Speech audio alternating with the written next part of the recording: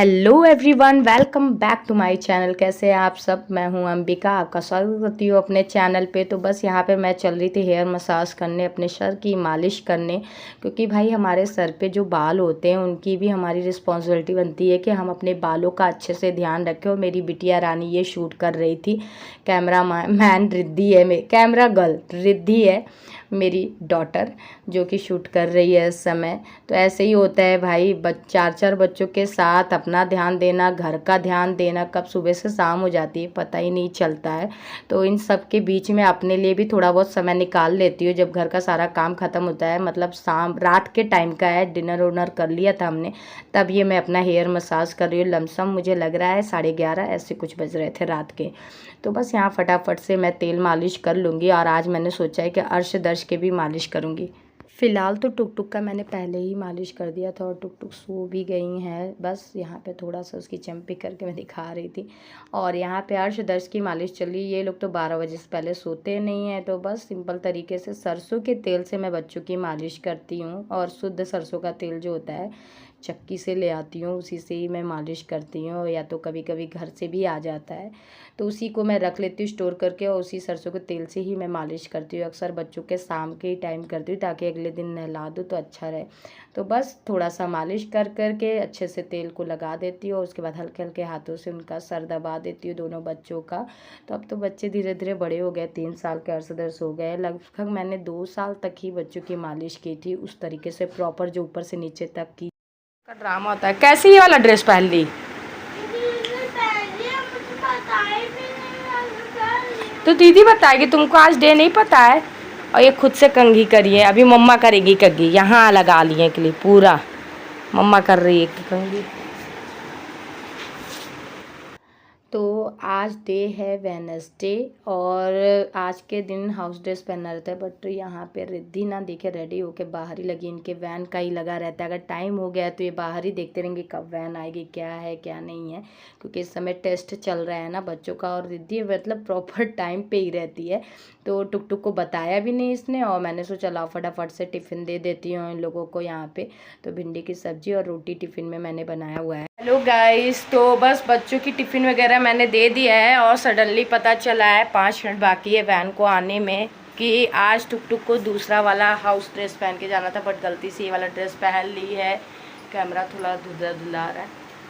और रिद्धि का है, तो रिद्धि को आज फ़ोटोज़ क्लिक करानी, उसका भी हाउस ड्रेस था, बट उसको स्कूल से बोला गया है कि नहीं, जो प्रॉपर ड्रेस है यूनिफॉर्म वही पहन के आना है। तो इस वजह से टुक टुक समझी कि वही ड्रेस पहनना है डे के, और नहीं ध्यान दी और ये वाला ड्रेस पहन लिए। तो चलिए फटाफट से चेंज करा देते हैं। देखिए वैन आने का समय हो गया, 5 मिनट बाकी, 6:30 बजे वैन आ जाती है, 5-10 मिनट में, मतलब 6:40 6:50 ऐसे भी आ जाती है, वेट कर लेती है बाहर। तो चलिए बातें कम करते हैं, फटाक से इनका ड्रेस चेंज करते हो, फिर मिलते हैं आपसे। फटाफट से मैंने ड्रेस चेंज किया, बट शूज़ फाइट वाला पहनाना था, मैंने कहा यही पहन लो, टाइम हो गया है। और फिर फटाफट इनका मैंने बाल लगाया। टुक टुक का भी 2nd क्लास में, और उतना भी नहीं समझती। दीदी जो ड्रेस पहनी थी वही वो भी समझ के पहन ली, क्योंकि आज वो फ़ोटो ID कार्ड के लिए था ना, तो इस वजह से रिद्धि को वही वाला ड्रेस पहनना था। लेकिन टुक टुक का कल फ़ोटो क्लिक हो गया था तो उसको ये वाला पहनना था। इस टाइम में टेस्ट पेपर चल रहा है, कलर आपने रखा था ना शाम में। भागते हुए चली गई हैं, वैन की आवाज़ आ गई, फटाफट से मैंने ड्रेस पहना दिया टुक टुक को और बस लेके चल रही हूँ वैन तक छोड़ने के लिए, क्योंकि इनकी दीदी भाग गई है। गौ माता वेट कर रही हैं रोटी के लिए, आते हैं अभी लेके, छोड़ के आते बच्चों को रोटी देते हैं।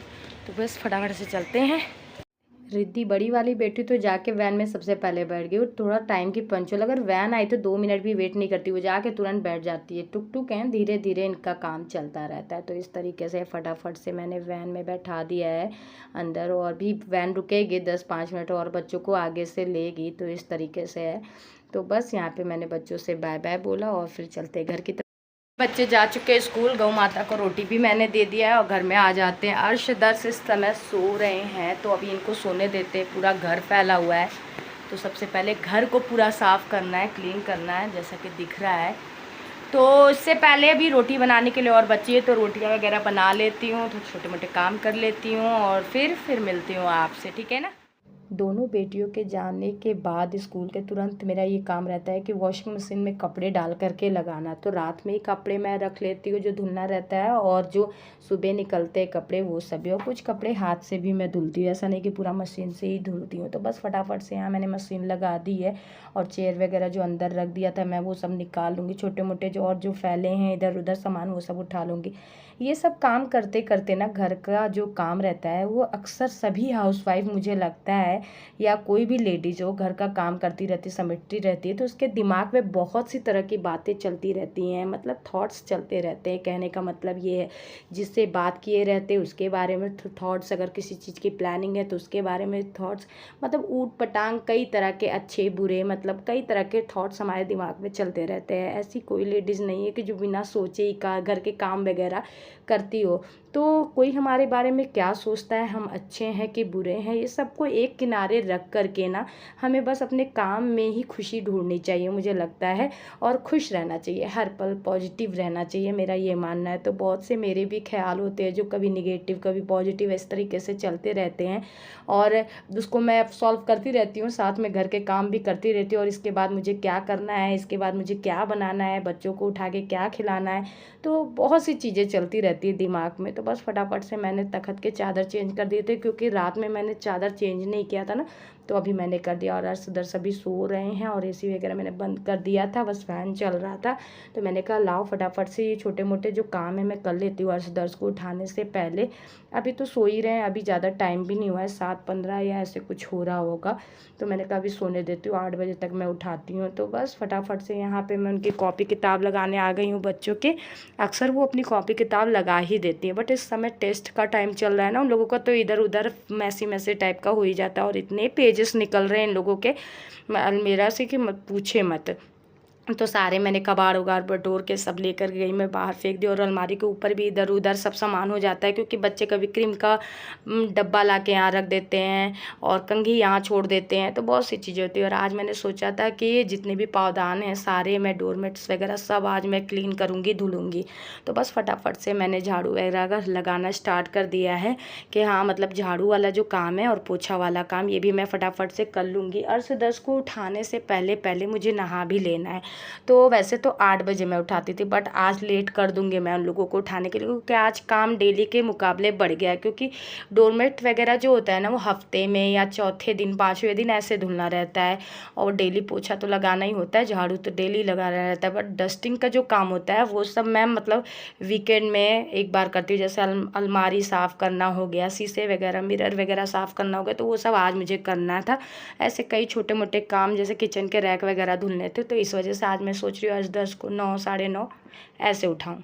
ये आंगन साइड वाला पीछे वाला हिस्सा ना मैं ये हमेशा पोछा लगाती हूँ, प्लस हफ्ते में एक बार धुलती भी हूँ। फिर मैंने सोचा आज पौधों को पानी भी डाल देती हूँ, लेकिन ये हो गया ना, जितनी बार पाइप मैं लगा रही थी बार बार पाइप निकल जा रहा था, जो जॉइंटर होता है ना वो मिल नहीं रहा था, और मैंने वॉशिंग मशीन के साथ अटैच किया था जो होता है उसका पाइप, लेकिन उससे निकल जा रहा था। फाइनली मैंने बाल्टी में पानी लेकर के आई, और मैंने कहा बाल्टी से डाल देती हूँ पानी, और गर्मियाँ बहुत ज़्यादा है तो पौधों का भी ध्यान देना चाहिए भाई, प्यास लगता है, और कहते हैं ना गर्मी में पौधे सूख जाते हैं। तो मैं सुबह शाम या तो सुबह या शाम में एक टाइम ऐसे पानी दे दिया करती हूँ, कभी कभी 1 दिन 2 दिन स्किप भी हो जाता है, ऐसा नहीं है।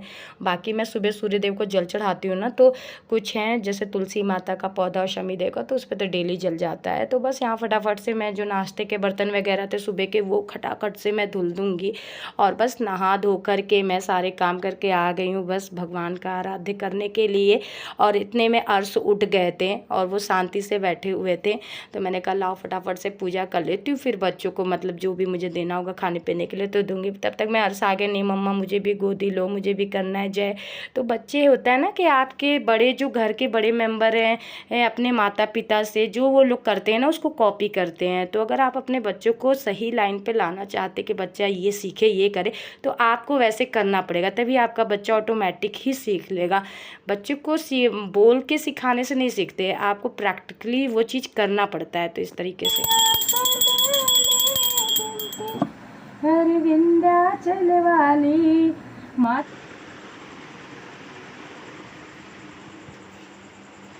ये बाल्टी का सारा पैंट निकाल करके यहाँ रख दिया और इस पर रख करके यहाँ पे इनको ग्लूकॉन डी खा रहे हैं। इस तरीके का है इनका चलिए चलते हैं किचन में बना रही हूँ मैं चाय मैंने चढ़ा दिया है। जैसे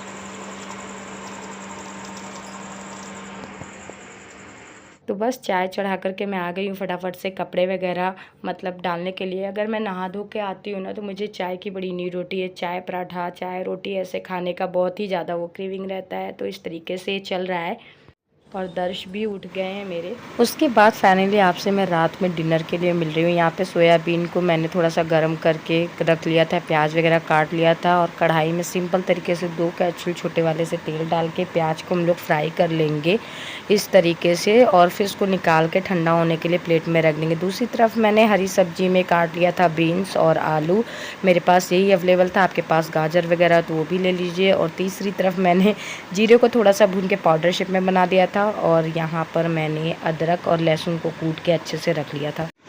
अब हमें यहाँ पे लेना है दही, लगभग मैं 1 पाव से ज़्यादा दही है मेरे पास यहाँ पर। उसमें हमें हल्दी मिलाना है, जीरा पाउडर मिलाना है जो हमने भून के रखा हुआ था। उसके बाद इसमें गरम मसाला डालना है, 1.5 चम्मच के बराबर आप इसमें गरम मसाला ऐड करेंगे।